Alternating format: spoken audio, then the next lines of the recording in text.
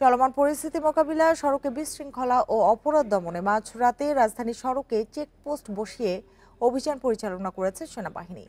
অভিযানে সন্দেহভাজন যানবাহন থামিয়ে অস্ত্র, মাদকদ্রব্য ও গাড়ির কাগজপত্র তল্লাশি করা হচ্ছে। এমনকি সন্দেহভাজন ব্যক্তিদের পরিচয়ও যাচাই বাছাই করা হচ্ছে। অভিযানে সেনাবাহিনীর সাথে রয়েছে ট্রাফিক ও তেজগাঁও থানা পুলিশ। এ সময় আইন অমান্যকারী মোটরসাইকেল সহ বিভিন্ন যানবাহনগুলোকে জরিমানার পাশাপাশি মামলা দিয়ে থানায় সোপর্দ করা হয়। রোববার রাতে রাজধানীর ফার্মগেট, আগারগাঁও, পল্টন, মিরপুর ১ সহ গুরুত্বপূর্ণ বেশ কিছু সড়কে দেখা যায় এমন চিত্র। আইনশৃঙ্খলা বাহিনীর সদস্যরা জানায়, দিনের পাশাপাশি রাতের পরিস্থিতি স্বাভাবিক রাখতে রাত ১১টা থেকে ভোর ৪টা পর্যন্ত রাজধানীর গুরুত্বপূর্ণ সব সড়কে চেকপোস্ট বসিয়ে অভিযান চালানো হয়।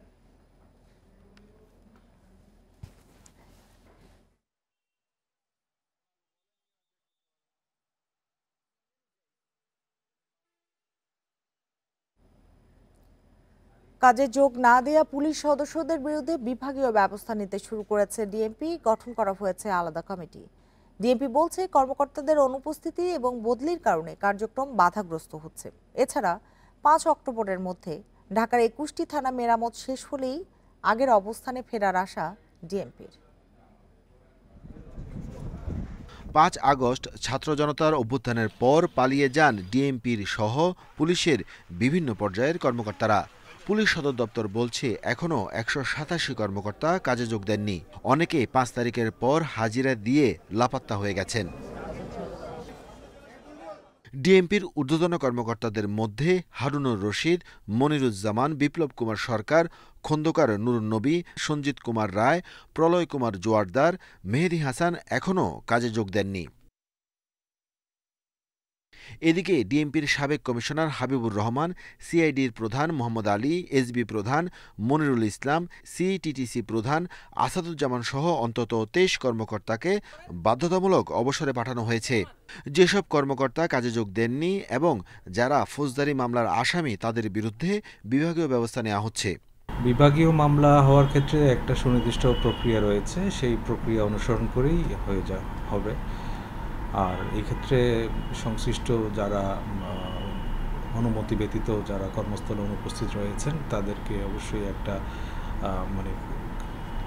প্রাথমিক একটা তদন্ত করা হয় এবং একটা কারণ দর্শানোর সুযোগ দেওয়া হয়। কর্মকর্তাদের অনুপস্থিতি এবং বদলিজনিত কারণে কার্যক্রম বাধাগ্রস্ত হচ্ছে।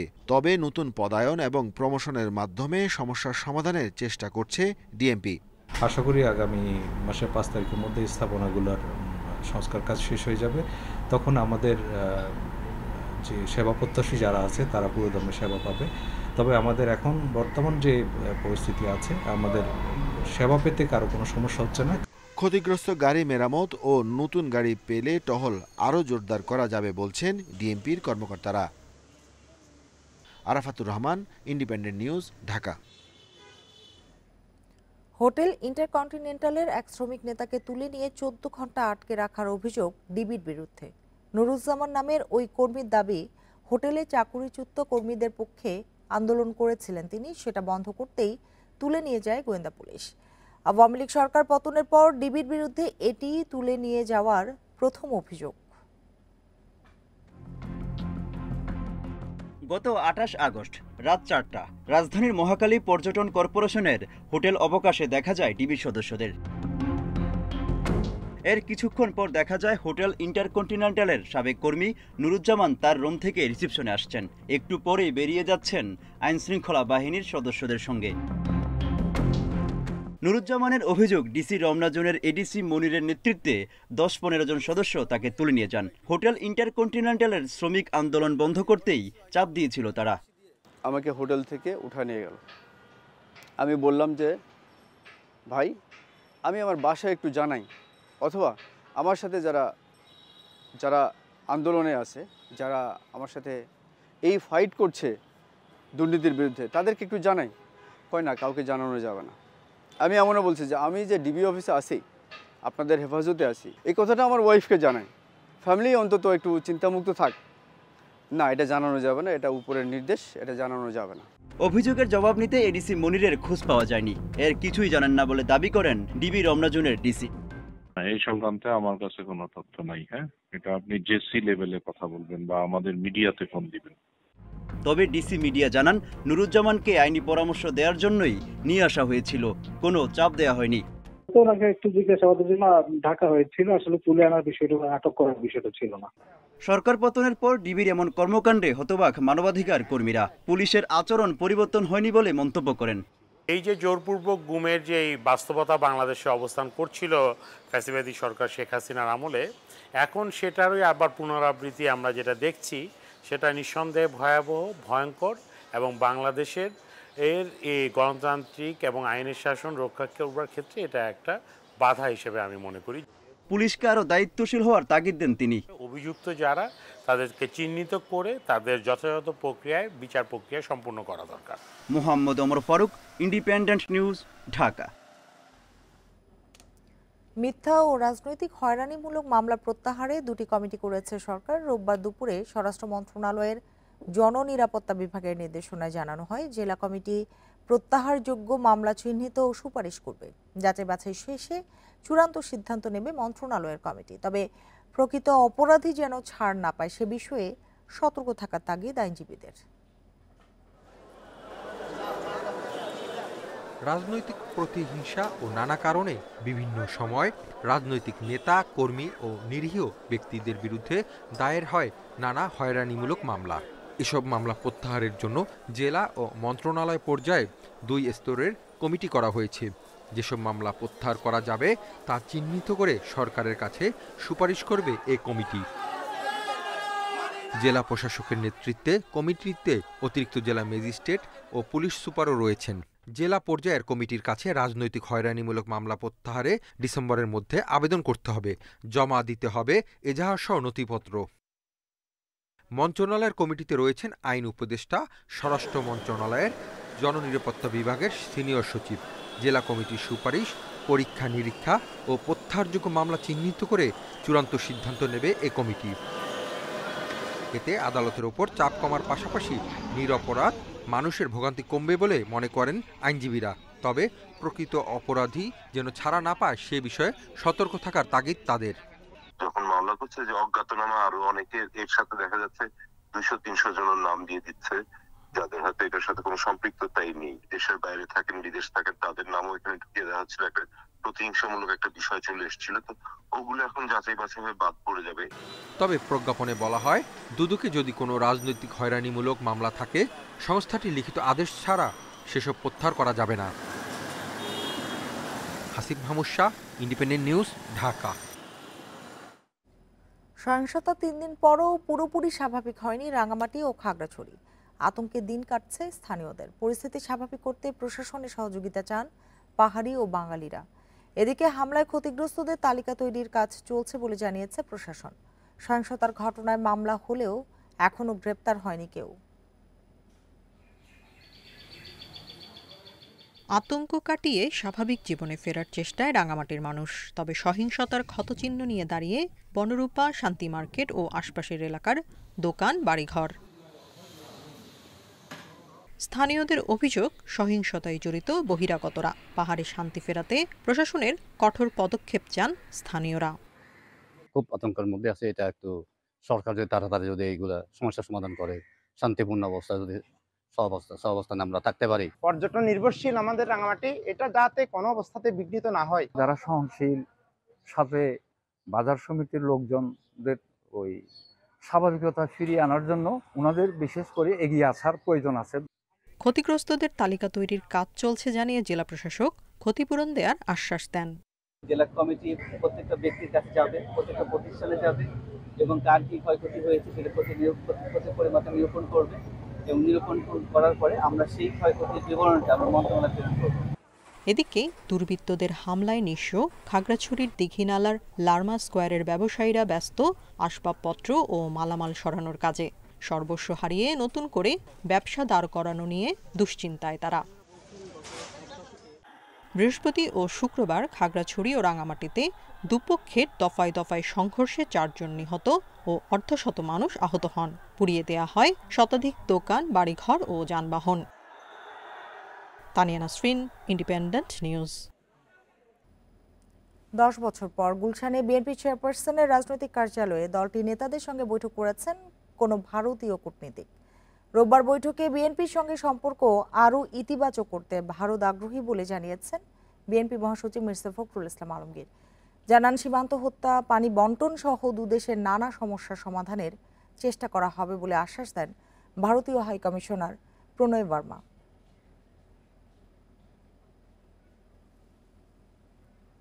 সরকারের পতনের পর বিএনপির সঙ্গে নতুন করে সম্পর্ক উন্নয়নের চেষ্টা শুরু করেছেন বিদেশি কূটনীতিকরা। এর অংশ হিসেবে বিএনপি নেতাদের সঙ্গে দেখা করেছেন যুক্তরাজ্য, ইউরোপীয় ইউনিয়ন, চীন, পাকিস্তান, রাশিয়া, মালয়েশিয়া, ইরান সহ বেশ কয়েকটি দেশের কূটনীতিক। এরই ধারাবাহিকতায় রোববার বিকেলে বিএনপি নেতাদের সঙ্গে বৈঠক করেন ভারতের হাইকমিশনার প্রণয় ভার্মা। দীর্ঘ 10 বছর পর বিএনপি নেতাদের সঙ্গে বৈঠক করতে গুলশানে দলের চেয়ারপারসনের রাজনৈতিক কার্যালয়ে যান কোনো ভারতীয় হাইকমিশনার। 1.5 ঘণ্টার বৈঠক শেষে বিএনপি মহাসচিব জানান, পরিবর্তিত রাজনৈতিক পরিস্থিতিতে দুদেশের সম্পর্ক উন্নয়ন নিয়ে আলোচনা হয়েছে। আমাদের পানি সমস্যার কথা বলেছি এবং সেগুলো দ্রুত সমাধান দরকার, সেই কথাগুলো বলেছি।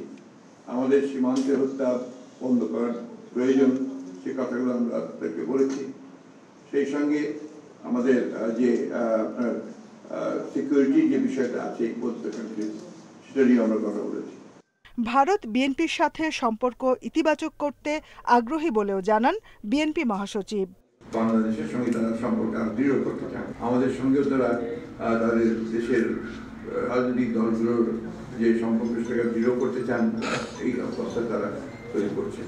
এবং এই সম্পর্কের মধ্যে আরো কি করে সুস্থতা, আরো পজিটিভিটি কি করে নিয়ে আসা যায়, সেই বিষয়টার উপরে তারা কাজ করতে আগ্রহী। মির্জা ফখরুল জানান, বাংলাদেশের সঙ্গে চলমান সমস্যা সমাধানের চেষ্টা করা হবে বলেও আশ্বাস দিয়েছেন ভারতের high commissioner. Jahanara Parvin, Independent news, Dhaka. বহিষ্কার ও কমিটি বাতিল, বিলুপ্ত করে লাগাম টানা যাচ্ছে না চট্টগ্রাম বিএনপির নেতাকর্মীদের। দখল, চাঁদাবাজিকে কেন্দ্র করে হানাহানিতে জড়াচ্ছে নিজেরা। কেন্দ্রের নানামুখী চাপে নেতারা কঠোর হতে চান আরও।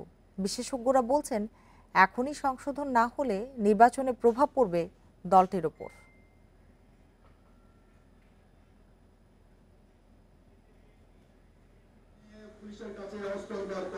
চট্টগ্রামের সীতাকুণ্ড উপজেলা যুবদল শাখার সভাপতি চাঁদাবাজির সাথে জড়িত থাকার অভিযোগে আটক হন গত 7 সেপ্টেম্বর। পরে তাকে সংগঠন থেকে বহিষ্কার করা হয়।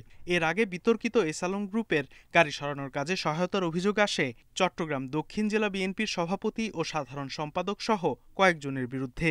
গত 1 সেপ্টেম্বর দক্ষিণ জেলা বিএনপির কমিটি বিলুপ্ত করা হয়।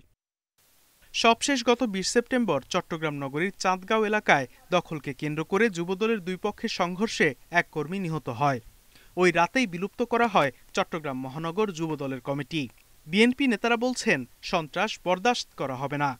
আমরাও চাই না বিএনপিতে এই ধরনের হাইব্রিড কেউ এসে আমাদের যারা ত্যাগী নেতাদের স্থান দখল করে নেবে। এই ব্যাপারে আমরা সজাগ আছি। আমরা এই কোনো অবস্থাতে এই ধরনের হাইব্রিড নেতাকে স্থান আমরা দিব না। সংগঠনের কোনো নেতা চাঁদাবাজি, সন্ত্রাস ও অনৈতিক কাজে লিপ্ত হয়ে সংগঠনকে আরও পেছনে নিচ্ছে বলে মনে করছে সুশীল সমাজ। তারা তো এখনো ক্ষমতায় আসে নাই। এই দলটা ক্ষমতায় যাওয়ার আগে ইতিমধ্যে অতিষ্ঠ হওয়া শুরু করেছে। মানুষ যাবে কোথায়? ফলত আমরা আশা করব এখনো সময় আছে লাগাম টেনে ধরার জন্য। রাজনীতি বিশেষজ্ঞরা বলছেন, বিএনপি ও এর অঙ্গ সংগঠনের উচিত মানুষের আস্থা অর্জন করা।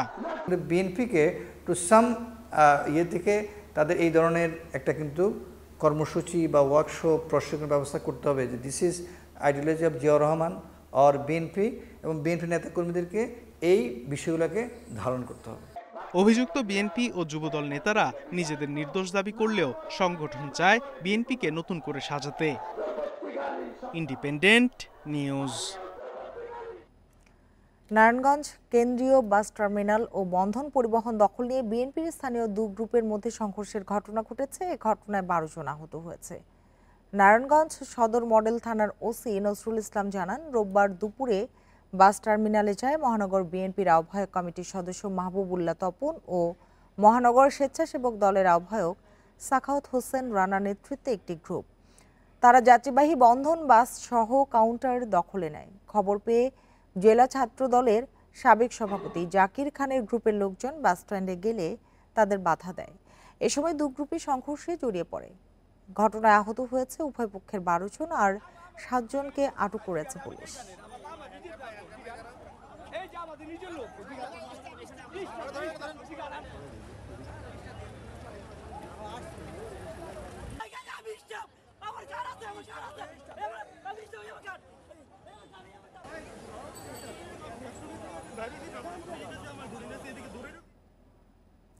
আগেই জানিয়েছি খাগড়াছড়ি রাঙ্গামাটিতে চলছে তৃতীয় দিনের মতো অবরোধ। বিস্তারিত জানাতে রাঙ্গামাটি থেকে যোগ দিয়েছেন সহকর্মী হিমেল চাকমা।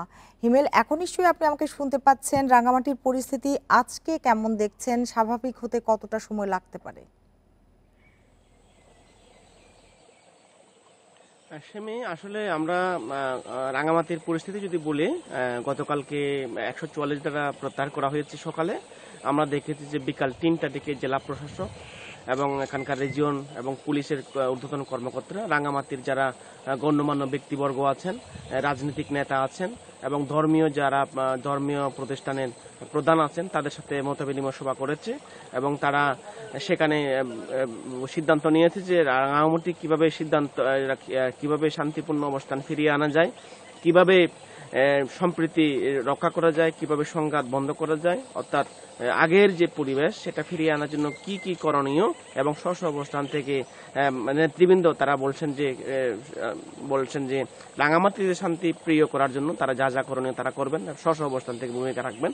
তবে আমরা যেটা দেখেছি হচ্ছে গতকালকে যে রাঙ্গামাটি শহরে যারা অটোরিক্সা চালক সমিতি তারা অবরোধ তাদের যে ডাকা অবরোধ সেটা প্রত্যাহার করলেও, অর্থাৎ ধর্মঘট প্রত্যাহার করলেও আমরা কিন্তু রাস্তাঘাটে আমরা কিন্তু বর্তমানেও আমরা যান চলাচল দেখতে পাচ্ছি না, কারণ মানুষের মধ্যে এখনো পর্যন্ত আতঙ্ক ভয় কাজ করছে। তবে আসার বিষয় হচ্ছে আমরা গত পরশু রাতে যে পরিমাণ রাঙ্গামাটি পৌর শহরের যে গুজব আমরা দেখেছি, মানুষের মধ্যে উৎকণ্ঠা, নির্ঘুম রাত আমরা দেখেছি, সেক্ষেত্রে গতকালকে রাত্রে আমরা সেটা আসলে দেখিনি, অর্থাৎ পরিস্থিতি কিছুটা স্বাভাবিক হয়ে আসতেছে বলা যায়। তবে একটা বিষয় হচ্ছে যে যেহেতু গত শুক্রবারের ঘটনার যারা হত্যাকাণ্ডের সাথে জড়িত অনেক চাকমাকে হত্যা যারা একেবারে দিনে দুপুরে ওপেন ক্যামেরা অনেক মানুষ অলরেডি ফেসবুকে শেয়ার হচ্ছে, যারা চিহ্নিত হয়ে গেছে অলরেডি মানুষের কাছে, তাদেরকে কিন্তু আসলে এখনো গ্রেপ্তার আইনের আওতায় আনা হয়নি। গতকালকে পর্যন্ত সর্বশেষ 2টি মামলা হয়েছে।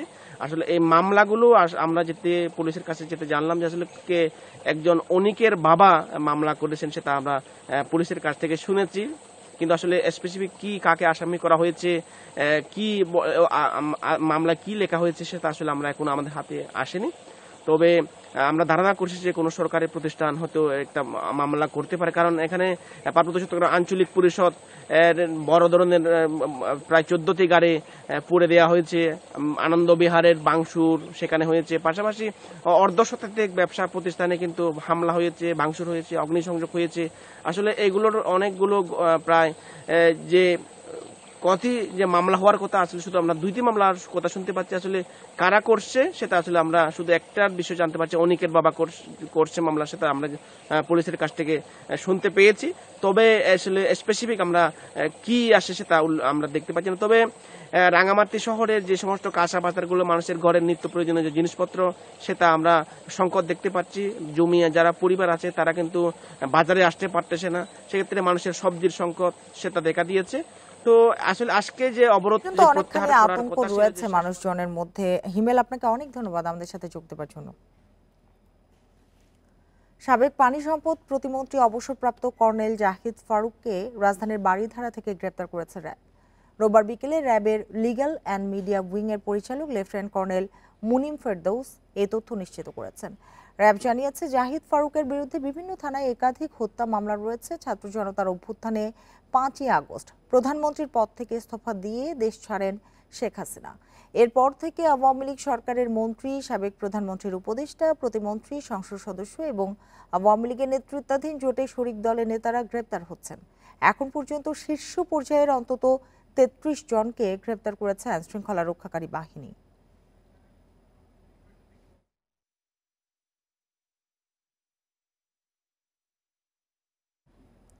আওয়ামী লীগের সাধারণ সম্পাদক এবং সাবেক সড়ক পরিবহন ও সেতুমন্ত্রী ওবায়দুল কাদেরের ব্যাংক হিসাবের তথ্য চেয়েছে কেন্দ্রীয় ব্যাংকের আর্থিক গোয়েন্দা বিভাগ, Bangladesh financial intelligence unit BFIU। রোববার ব্যাংক হিসাবের এ তথ্য চেয়ে দেশের বিভিন্ন ব্যাংক ও আর্থিক প্রতিষ্ঠানের কাছে নির্দেশনা পাঠিয়েছে BFIU। এতে বলা হয়েছে, ওবায়দুল কাদেরের নামে থাকা ব্যাংক হিসাবে কত টাকা জমা হয়েছে বা কখন জমা করা হয়েছে সবকিছু খতিয়ে দেখা হবে। ওবায়দুল কাদের সহ তার পরিবারের সদস্যদের ব্যাংক হিসাবে তথ্য চেয়েছে আর্থিক গোয়েন্দা সংস্থাটি। এর আগে 27 আগস্ট ওবায়দুল কাদেরের ব্যাংক হিসাব স্থগিত করা হয়।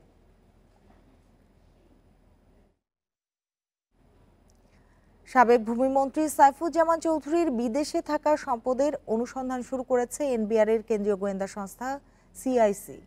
এরই মধ্যে তার আয়কর নথি সংগ্রহ করেছেন গোয়েন্দারা।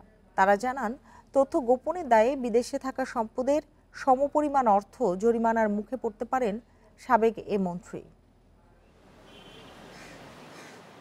দ্বাদশ জাতীয় সংসদ নির্বাচনের আগে বিদেশে থাকা সম্পদ নিয়ে বিতর্কের মুখে পড়েন সাবেক ভূমিমন্ত্রী সাইফুজ্জামান চৌধুরী জাবেদ।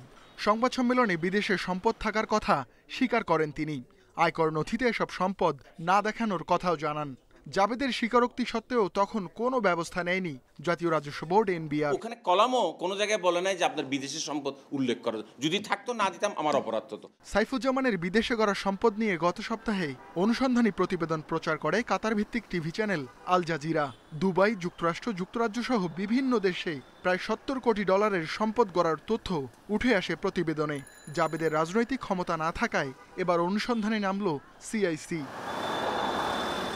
গোয়েন্দারা জানান, প্রথমে জাবেদের আয়কর নথি পর্যালোচনা করা হবে, মিলিয়ে দেখা হবে তার নামে ওঠা বিভিন্ন অভিযোগ। তারপর শুরু হবে অধিকতর তদন্ত। গোয়েন্দারা জানান, অধিকতর তদন্ত হতে পারে দুই উপায়ে। প্রথমত, পররাষ্ট্র মন্ত্রণালয়ের মাধ্যমে সংশ্লিষ্ট দেশের সঙ্গে তথ্য পেতে যোগাযোগ। দ্বিতীয়ত, আন্তঃসংস্থার সদস্যদের সমন্বয়ে বিশেষ তদন্ত টিম গঠন। যারা মিলিয়ন মিলিয়ন ডলার বিদেশে পাচার করেছে, মানি লন্ডারিং করেছে, এই লোকগুলোর বিরুদ্ধে কোনো কথাই আসলে কোনো পর্যায়ে থেকেই বলা সম্ভব হতো। তো এখন যে পরিবেশ এসছে, আমি মনে করি NBR যথেষ্ট সক্রিয় হবে। আইন অনুযায়ী বিদেশের সম্পদ আয়কর নথিতে উল্লেখ না করা অপরাধ। সম্পদের বাজার মূল্য যত হবে ঠিক সে পরিমাণ অর্থ জরিমানা করতে পারবে NBR। সংশ্লিষ্ট নাগরিকের দেশের সম্পদ ক্রয় করে জরিমানা আদায় করা যাবে। এতেই শেষ নয়, বিদেশে সম্পদ প্রমাণ হলে দেখাতে হবে উৎস। বৈধ উৎস দেখাতে না পারলে অর্থ পাচারের অভিযোগে মামলা হবে। Ruhul Amin, independent news, Dhaka. জুলাই আন্দোলনে আহতদের চিকিৎসা দিতে ঢাকায় এসেছে চীনের 10 সদস্যের মেডিকেল টিম। রোববার দুপুরে শাহজালাল বিমানবন্দরে তাদের স্বাগত জানান চীনের রাষ্ট্রদূত ইয়াও ওয়েন। এ সময় তিনি বলেন, প্রধান উপদেষ্টার অনুরোধে ঢাকায় এসেছে চিকিৎসক দল। প্রয়োজন হলে গুরুতর আহতদের চীনে নিয়ে চিকিৎসা দেওয়া হবে। জুলাই আগস্টের গণ অভ্যুত্থানে আহত হাজারো ছাত্র জনতা হাসপাতালে চিকিৎসা নিচ্ছেন। অনেকের শরীরে এখনো আটকে আছে বুলেট, কেউ হারিয়েছেন পা, কেউ চোখ। এমন গুরুতর আহতদের উন্নত চিকিৎসায় চীনের সহায়তা চায় অন্তর্বর্তী সরকার। এতে সাড়া দিয়ে ঢাকায় এসেছে চীনের ন্যাশনাল হেলথ কমিশনের 10 জন। আন্দোলনে আহত ছাত্র জনতার উন্নত চিকিৎসার জন্য চীনের সহায়তা চেয়েছেন প্রধান উপদেষ্টা। বাংলাদেশের এই সংকটে আমরা পাশে থাকতে চাই। বন্ধুত্বের স্মারক হিসেবেই জাতীয় জরুরি মেডিকেল টিম পাঠানো হয়েছে। এই উদ্যোগ অন্তর্বর্তী সরকারের প্রতি সমর্থনেরই অংশ। গুরুতর আহতদের প্রয়োজন হলে চীনে নিয়ে যাওয়া হবে বলে জানান মেডিকেল টিমের প্রধান। আমাদের দলটিতে অর্থোপেডিক্স, চোখ ও মেডিসিন বিশেষজ্ঞ ডাক্তার এবং দক্ষ নার্স রয়েছে। আহতদের জরুরি সেবা দেওয়া হবে। প্রয়োজনে গুরুতরদের চীনেও পাঠানো হবে। এরপর আরও চিকিৎসক এবং চিকিৎসা সরঞ্জাম আসবে বলে জানান চীনের রাষ্ট্রদূত। নাফিজাতুল্লাহ, ইন্ডিপেন্ডেন্ট নিউজ, ঢাকা। বগুড়ার শাহজাহানপুর উপজেলার স্বেচ্ছাসেবক লীগের কর্মী সাগর হোসেন তালুকদার ও তার সহযোগী মোহাম্মদ স্বপনকে ধারালো অস্ত্র দিয়ে কুপিয়ে হত্যা করেছে দুর্বৃত্তরা। নিহত সাগরের বিরুদ্ধে হত্যাসহ কমপক্ষে 12টি মামলা রয়েছে। পূর্বশত্রুতার জেরে এই হত্যাকাণ্ড বলে প্রাথমিকভাবে ধারণা করছে পুলিশ। একের পর এক হত্যাকাণ্ড ঘটেই চলছে বগুড়ায়। রোববার সন্ধ্যায় শাহজাহানপুর উপজেলার সাবরুল ইউনিয়নের স্বেচ্ছাসেবক লীগ নেতা ও জেলা পুলিশের তালিকাভুক্ত সন্ত্রাসী সাগর তালুকদারকে কুপিয়ে হত্যা করেছে দুর্বৃত্তরা। এ সময় তার সহযোগী স্বপনকেও দেশীয় অস্ত্র দিয়ে কোপানো হয়েছে। মোক্তার হোসেন নামে আরেক সহযোগীর ডান হাতের কবজি বিচ্ছিন্ন করে ফেলে সন্ত্রাসীরা। স্থানীয়রা জানান, হত্যাকাণ্ডে জড়িত ছিলেন 15 থেকে 20 জন। সাগর, স্বপন ও মোক্তার মোটরসাইকেলে যাচ্ছিলেন। এ সময় ছোট মণ্ডল পাড়ায় একটি মুরগির খামারের সামনে অবস্থান নিলে দুর্বৃত্তরা তাদের এলোপাতাড়ি কোপাতে শুরু করে। সাগর পড়ে আছে, কিন্তু ওর পাশে যেন আরেকজনের কাজ যেন মেরে ফেলেছে সেটা আমি দেখিনি। সাগর আমার ওখানে মাথা চক্কর দিয়ে উঠছে।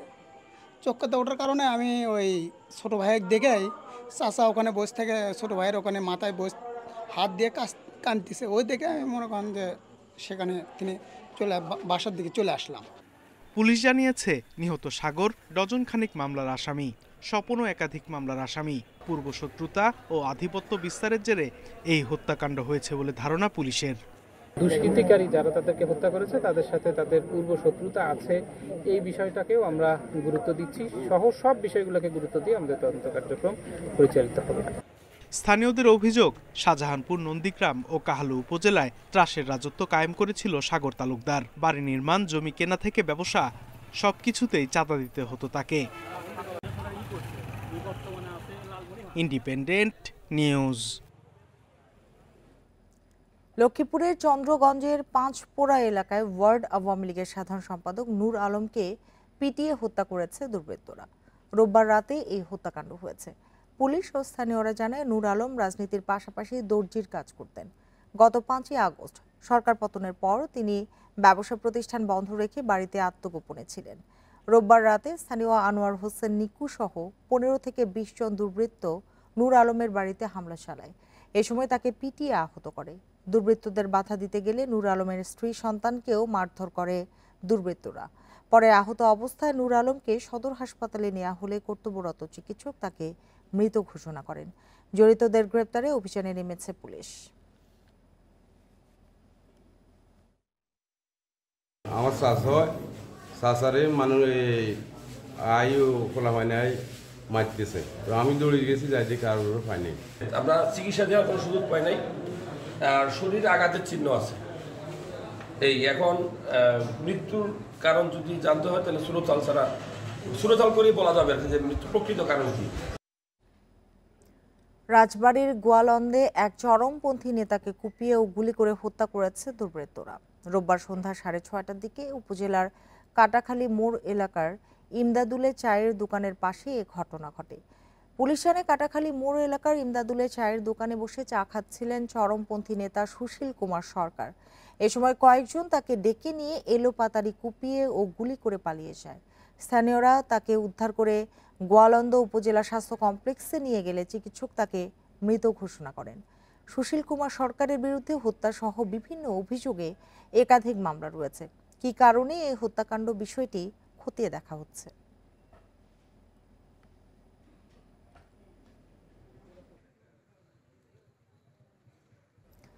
বুড়িগঙ্গা দূষণমুক্ত করা অনেকটা অসম্ভব বলে মনে করছেন বন ও পরিবেশ উপদেষ্টা সৈয়দা রিজওয়ানা হাসান। তাই শীতলক্ষা উদ্ধারে গুরুত্ব দিচ্ছে সরকার।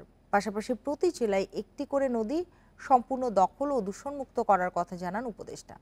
নদী রক্ষায় আইনের কঠোর প্রয়োগের কথাও বলছেন তিনি। বুড়িগঙ্গার দূষণ ভয়াবহ আকার ধারণ করেছে। রাজধানী ঢাকার প্রায় 2 কোটি মানুষের পয়বর্জ্য, কলকারখানা ও গৃহস্থালির বর্জ্য মিশছে এ নদীতে, যার 40 ভাগই সরাসরি মিশছে নদীর পানিতে, যে কারণে বুড়িগঙ্গার পানিতে অক্সিজেন প্রায় শূন্যের কোঠায়। বুড়িগঙ্গা বাঁচাতে নানা উদ্যোগ নেওয়া হলেও আলোর মুখ দেখেনি সেসব। মানা হচ্ছে না আদালতের নির্দেশনা। এ মুহূর্তে বুড়িগঙ্গা দখলমুক্ত করা অনেকটা অসম্ভব বলে মনে করছেন বন ও পরিবেশ উপদেষ্টা সৈয়দা রিজওয়ানা হাসান। বুড়িগঙ্গা দূষণ মুক্ত করা অত সহজ না, কিন্তু এই প্রজন্ম একটা সুস্থ নদীর প্রবাহ দেখবে না। আমি বুড়িগঙ্গার বালু বেছে নিই, তাহলে এই প্রজন্মকে আর আমার সময় সুস্থ নদীটা দেখাতে পারবো না। ঢাকার আশপাশের নদ নদীগুলোর মধ্যে এখন গুরুত্ব দেওয়া হচ্ছে শীতলক্ষার উপর। নদীটি আগামী প্রজন্মের কাছে দূষণমুক্ত হিসেবে পরিচিতি পাবে। পাশাপাশি প্রতিটি জেলায় একটি করে নদী দখল ও দূষণমুক্ত করা হবে বলেও জানান বন ও পরিবেশ উপদেষ্টা।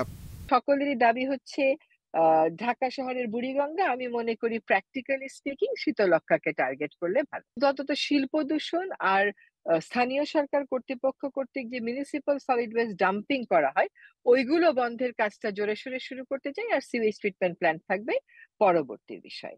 তো সমন্বিত একটা কর্ম উদ্যোগের মাধ্যমে সব জেলায় যদি অন্তত একটা করে নদী আমরা দখল দূষণ মুক্ত করতে পারি কম খরচে স্থানীয় জনগোষ্ঠীকে সম্পৃক্ত করে, তাহলে আমার মনে হয় একটা ওনারশিপ আসবে এবং কাজটাতে আমরা সফল হব। দেশের সব নদী দখল ও দূষণমুক্ত করতে আইনের কঠোর প্রয়োগ শুরু করা হবে বলেও জানান সৈয়দা রিজওয়ানা হাসান। Adilur Rahman, independent news, Dhaka. নদী দূষণ নিয়ে আরো জানাতে নারায়ণগঞ্জ থেকে যোগ দিয়েছেন সহকর্মী রাকিবুল হাসান। রাকিব, বলবেন যে শীতলক্ষ্যা উদ্ধারে গুরুত্ব দিচ্ছে সরকার, যেমনটি আপনি শুনছিলেনও প্রতিবেদনে, এই নদী এখন কি অবস্থা রয়েছে? দেখুন, যদি শীতলক্ষ্যা নদীর কথা বলি, শীতলক্ষ্যা নদী কিন্তু একেবারে দূষণে সব রকমের যেই একেবারে একটা নদী শেষ পর্যায়ে, সে দূষণে কিন্তু পুরোপুরি ভরা নারায়ণগঞ্জের শীতলক্ষ্যা সেতু। আপনাকে জানিয়ে রাখতে চাই যে বিগত সময় বিভিন্ন জরিপে যেই বিষয়গুলি উঠে এসেছে, এই নারায়ণগঞ্জের শীতলক্ষ্যা নদীতে প্রায় প্রতিদিন প্রায় 15 কোটি লিটার শিল্প বাণিজ্য বর্জ্য, শিল্প কারখানার বিভিন্ন বর্জ্য 15 কোটি লিটার এই শীতলক্ষ্যা নদীতে ফেলা হচ্ছে। পাশাপাশি নারায়ণগঞ্জ সিটি কর্পোরেশন সহ পয় নিষ্কাশন এবং গৃহস্থালির বিভিন্ন রকমের বর্জ্য এই শীতলক্ষ্যা নদীতে ফেলছে আরও কয়েক কোটি। সব মিলিয়ে কিন্তু একেবারে এই ইন্ডাস্ট্রিয়ালের বিভিন্ন শিল্প কারখানার বর্জ্য, কেমিক্যাল সব মিলিয়ে নারায়ণগঞ্জের শীতলক্ষ্যার চরসৈয়দপুর থেকে নরসন্দির প্রায় পলাশ পর্যন্ত এই প্রায় কয়েক কিলোমিটার এলাকার মধ্যে কিন্তু প্রায় শতখানিক স্পট দিয়ে এসব পানি এভাবে শীতলক্ষ্যা নদীতে ফেলা হচ্ছে এবং এসব পানি কিন্তু কোনো রকম অপরিশোধিত, এগুলি শোধনাগারের কোনো সুযোগ নেই। আপনাকে জানিয়ে রাখতে চাই যে নারায়ণগঞ্জের যেসব শিল্প কারখানা রয়েছে এর মধ্যে চিহ্নিত করা হয়েছিল প্রায় 318টি শিল্প কারখানা, যেগুলি তরল বর্জ্য ফেলা হয়, কেমিক্যাল এবং অন্যান্য তরল বর্জ্য। এসব প্রতিষ্ঠানগুলিতে ইটিপি প্ল্যান্ট থাকার পরেও কিন্তু তারা বাড়তি খরচ বহন করা, সব মিলিয়ে কিন্তু তারা রাতের আধারে এই পানি অপরিশোধিতভাবে শীতলক্ষ্যা পানিতে ফেলছে। এবং সব মিলিয়ে আপনাকে যদি বলি, নারায়ণগঞ্জের এই শীতলক্ষ্যা পানিতে যেই পরিমাণ অক্সিজেন থাকার কথা সেটা হচ্ছে প্রতি লিটারে 4 থেকে 6 পয়েন্ট পরিমাণ অক্সিজেন থাকার কথা, সেটা কিন্তু নেমে এসেছে 1 থেকে 2 পয়েন্ট পরিমাণে প্রতি মিলিগ্রামে। তো সেই ক্ষেত্রে কিন্তু আসলে জলজ প্রাণী সহ শীতলক্ষ্যায় কোনো রকমের জলজ প্রাণী এবং অন্যান্য উদ্ভিদ কিন্তু বেঁচে থাকাটাই দুষ্কর হয়ে পড়েছে। এবং সব মিলিয়ে কিন্তু আপনাকে যদি বলি, এই শীতলক্ষ্যা নদীকে আসলে নানা রকম বিগত সময়ে আমরা দেখেছি সব রকমের উদ্যোগ নেওয়া হয়েছে বিশুদ্ধ করতে এবং এই পানি নদীকে বাঁচানোর জন্য, কিন্তু আসলে আমাদের মানুষ এবং শিল্প কারখানার মালিক সব মিলিয়ে সবার মধ্যে একই রকম প্রবণতা হচ্ছে যে সব রকম ময়লা এই শীতলক্ষ্যা নদীতেই ফেলতে হবে। তা আসলে এই ছিল আমার কাছে উদ্যোগগুলোই আসলে কাজে আসেনি। রাকিব, আপনাকে অনেক ধন্যবাদ। শীতলক্ষ্যার দূষণ নিয়ে জানাচ্ছিলেন আমাদের সহকর্মী। ভারতে ইলিশ রপ্তানির সিদ্ধান্তে নাখোশ মৎস্য উপদেষ্টা ফরিদা আক্তার। দায় চাপালেন বাণিজ্য মন্ত্রণালয়ের উপর, বলেন আপত্তি সত্ত্বেও রপ্তানির অনুমোদন দেওয়া হয়েছে। এদিকে ইলিশ রপ্তানি বন্ধে আইনি নোটিশ দিয়েছেন সুপ্রিম কোর্টের এক আইনজীবী। 3 দিনের মধ্যে প্রয়োজনীয় ব্যবস্থা নিতে অনুরোধ জানানো হয়েছে। 8 অক্টোবর শুরু হচ্ছে দুর্গাপূজা। পূজায় ভারতে 5 বছর ধরে ইলিশ রপ্তানি করা হয়, কিন্তু দায়িত্ব নিয়েই রপ্তানি না করার ঘোষণা দেন মৎস্য ও প্রাণী সম্পদ উপদেষ্টা। শনিবার ভারতে 3000 টন ইলিশ রপ্তানির অনুমোদন দেয় বাণিজ্য মন্ত্রণালয়। এই সিদ্ধান্তে অসন্তোষ জানান ফরিদা আক্তার। মন্তব্য করেন, মৎস্য মন্ত্রণালয়ের আপত্তি উপেক্ষা করেছে বাণিজ্য মন্ত্রণালয়। ভারতের যারা মৎস্য ব্যবসায়ী এবং বাংলাদেশের মৎস্য ব্যবসায়ী তারা একটা অনুরোধের প্রেক্ষিতে এটা বাণিজ্য মন্ত্রণালয় দিয়েছে। এর সাথে মৎস্য ও প্রাণী সম্পদ মন্ত্রণালয়ের কোনো সম্পর্ক নেই। আমাদের এখনো সেই কমিটমেন্টটা আগের মতোই আছে যে আমরা বাংলাদেশের মানুষের জন্য ইলিশ যেন প্রাপ্যতা নিশ্চিত করতে পারি।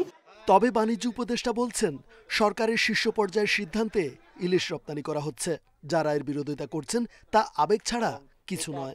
এটা 0.5%ও না, 1%-এর নিচে। তা আমরা কেন একটা ইসেকে ইমোশনাল একটা ইমোশনাল, আমরা বাণিজ্যিক দিক তো সুবিধা আছে, এক্সপোর্ট ফরেন যে পাবো তো আমরা কিছু। দায়িত্ব মহল একজন বলেছে, আরেকটা আরো বড় দায়িত্ব মহল বলেছে পাঠানো যেতে পারে। ইলিশ রপ্তানি বন্ধে আইনি নোটিশ দিয়েছেন এক আইনজীবী। প্রয়োজনীয় ব্যবস্থা নিতে বলা হয়েছে মৎস্য সচিব, বাণিজ্য সচিব, রাজস্ব কর্মকর্তা ও সংশ্লিষ্টদের। বাংলাদেশের ইলিশ, বাংলাদেশের জনগণ এই পদ্মা নদীর ইলিশ থেকে বঞ্চিত হচ্ছে। বর্তমান সরকার যে অনুমোদন দিয়েছে ইলিশ রপ্তানি করা, সেটা প্রত্যাহার করার জন্য অনুরোধ করছি। নইলে আমরা এখানে 3 দিনের সময় দিচ্ছি, যদি তারা প্রত্যাহার না করে আমরা মহামান্য হাইকোর্টে রিট পিটিশন দায়ের করব। বাংলাদেশ থেকে যে পরিমাণ ইলিশ রপ্তানি হয়েছে তা উৎপাদনের মাত্র 0.29%। এদিকে 13 অক্টোবর থেকে 3 নভেম্বর পর্যন্ত ইলিশ শিকার বন্ধের নির্দেশ দেওয়া হয়েছে। রেজওয়ানুল হক, ইন্ডিপেন্ডেন্ট নিউজ, ঢাকা। দেশে ডেঙ্গুতে একদিনে 6 জনের মৃত্যু হয়েছে। চলতি বছর এ নিয়ে ডেঙ্গুতে মৃত্যু 131 জনের। স্বাস্থ্য অধিদপ্তরের নিয়মিত প্রতিবেদনে এ তথ্য জানানো হয়েছে। স্বাস্থ্য অধিদপ্তর জানায়, শনিবার সকাল 8টা থেকে রোববার সকাল 8টার মধ্যে হাসপাতালে ভর্তি হয়েছেন আক্রান্ত 926 জন। এবছর একদিনে রোগী ভর্তি সর্বোচ্চ রেকর্ড এটি। এখন পর্যন্ত হাসপাতালে মোট ভর্তি 24,034 জন। গত 24 ঘন্টায় মৃত 6 জনের মধ্যে ঢাকা দক্ষিণ ও উত্তরে 2 জন করে এবং চট্টগ্রাম ও বরিশাল বিভাগে 1 জন করে মারা যান। স্বাস্থ্য অধিদপ্তর আরও জানায়, দেশের সরকারি বেসরকারি হাসপাতালগুলোতে 2,822 জন ডেঙ্গু রোগী ভর্তি আছেন। এর মধ্যে ঢাকায় 1,494 জন আর 1,328 জন অন্যান্য বিভাগে। মাজারে হামলাকারীরা পরকাল নিয়ে ব্যবসা করছে বলে মন্তব্য করেছেন লেখক প্রাবন্ধিক ফরহাদ মজহার। হামলার প্রতিবাদে রোববার বিকেলে কেন্দ্রীয় শহীদ মিনারে ফকিরি গান ও ভাব আলোচনায় তিনি এই মন্তব্য করেন। মাজারে সব শ্রেণীর মানুষের আশ্রয়, সেখানে এমন আক্রমণ কেন, প্রশ্ন তোলেন তিনি। গেল কয়েকদিনে দেশের অন্তত 64টি মাজারে হামলা ভাঙচুর হয়েছে বলছে বাউল সমিতি।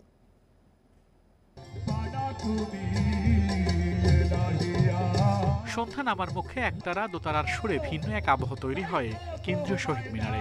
বেজে ওঠে মন্দিরা, খঞ্জনি সহ লোকজ নানা বাদ্যযন্ত্র।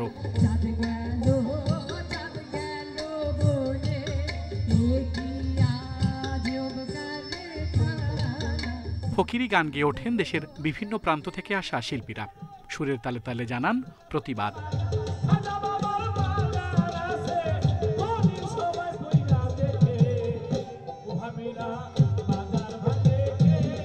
ভাব, আবেগ, ভালোবাসা, মানবতা ও আধ্যাত্মবাদের বৈচিত্র্যময় বাণী তাদের কণ্ঠে।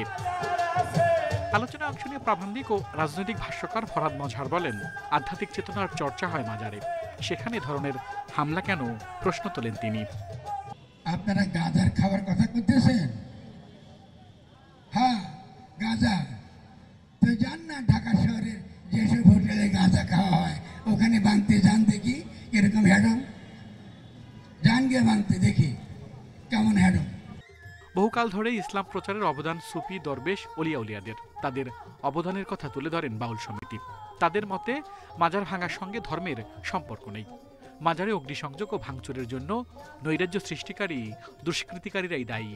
যারা মাজার ভাঙছে, মাজার বিদ্বেষী, তাদেরকে ধরে আইনের আওতায় আনা হোক এবং তাদের দ্বারাই এই মাজারের সমস্ত খরচ আদি এটা বহন করে আবার পুনর্নির্মাণ আরও ভালোভাবে নির্মাণ করা হোক। সারা দেশে 3000-এর বেশি মাজার রয়েছে। হামলার ঘটনায় উদ্বেগ উৎকণ্ঠায় দিন কাটাচ্ছেন এসব মাজারের ভক্তরা।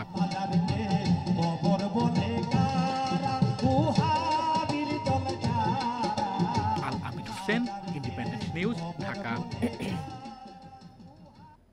চট্টগ্রামের আনোয়ারায় মাথায় গরম পানি ঢেলে এক কিশোরীকে ঝলসে দেওয়ার অভিযোগ উঠেছে। গত বুধবার বিকেলে উপজেলার জুইদণ্ডী ইউনিয়নের ওয়াইজার বাড়িতে এ ঘটনা ঘটে।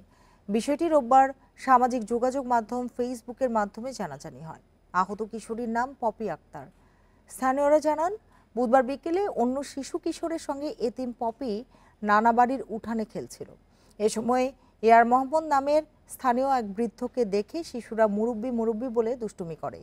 এয়ার মোহাম্মদ এতে ক্ষিপ্ত হন। কিছুক্ষণ পর তার ছোট ভাইয়ের স্ত্রী সায়রা খাতুন গরম পানি ঢেলে পপির মাথা ঝলসে দেন। আহত পপি চট্টগ্রাম মেডিকেল কলেজ হাসপাতালে চিকিৎসাধীন রয়েছেন। অভিযুক্ত সায়রা খাতুন ও তার পরিবার পলাতক রয়েছে।